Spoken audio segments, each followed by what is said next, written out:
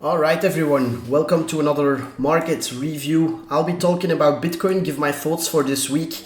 It's Monday today, so we got a whole week ahead of us.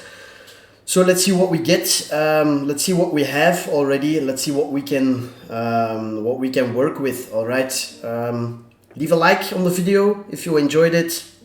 Leave a comment with what your thoughts are. Subscribe to my YouTube to stay. To get notified when I post a video or when I go live. We'll probably do another live stream this week. So yeah, make sure you are subscribed, okay?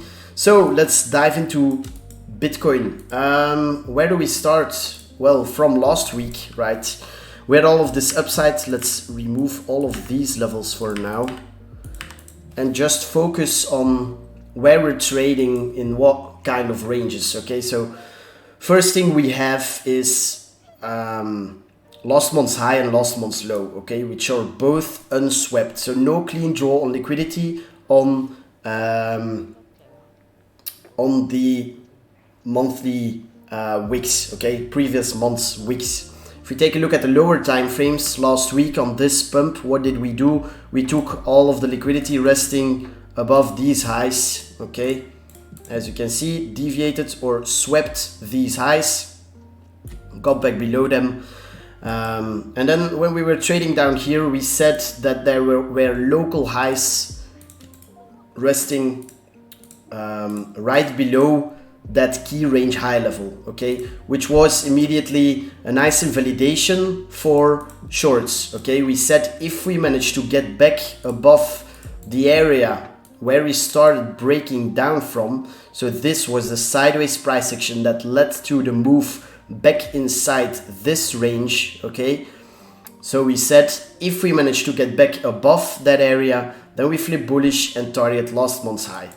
As long as we don't and we sweep the highs in there, that could be a nice short down back towards the lows potentially, okay.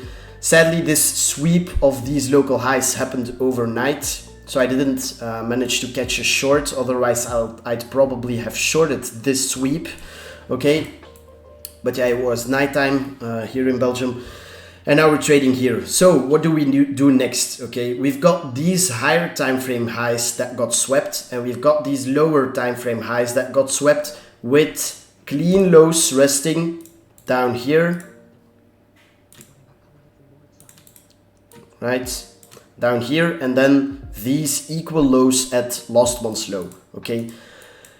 What does that mean? The draw on liquidity locally, locally high time frame, in my opinion, is resting to the downside, okay? What's our invalidation for the downside? Well, still this blue area, in my opinion. Is it too late to short? Well, it's difficult, you know. If you were to short here, I would only feel comfortable with a stop above this blue area. Why? Because I could still see us do something like this where we go for the highs again, sweep them, okay, sweep this high, oops, sweep this high into that blue area and still reject and go lower. So for shorts, clean invalidation above blue. So if you're shorting here and targeting the lows, as you can see, that's horrible risk to reward. So what I'd rather do here is either wait for a retest of local supply, which is now probably this area, the area we broke down from over the weekend, and look for a short there, or look for low time frame weakness into that area, or just wait for lower prices to get long, okay. What are the areas of interest for me? Well, first area of interest is if we just keep on straight up dumping from here without taking any key liquidity to the upside, then I'd look for probably a day trade long or a scalp on the sweep of this low, okay. We went from this high to this low. This was range high, this was range low. Range high got swept, was the next local draw, range low, okay. So give me a sweep there, boom, a reclaim, some consolidation, and I'll get long, targeting range mean, range high, this blue area, and then potentially even higher, okay. But just a day trade long ID. If we fail to do so, as you can see, we're pumping on the lower time frames. If we, let's say, get back up here and then start breaking down, then I'll be more cautious with longs and I might wait for lower prices, a sweep of last month's low to get long. Okay, I've talked about the monthly before, and about the weekly, about wicks, right? If we get straight down from the open or straight up from the open.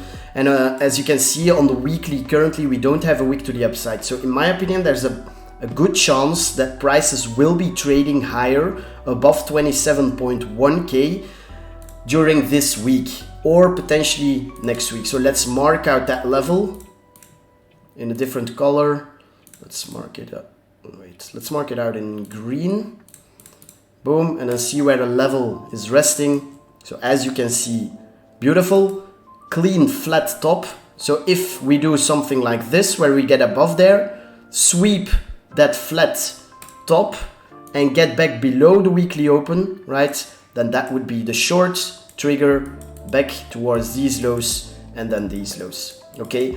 High time frame, nothing changed.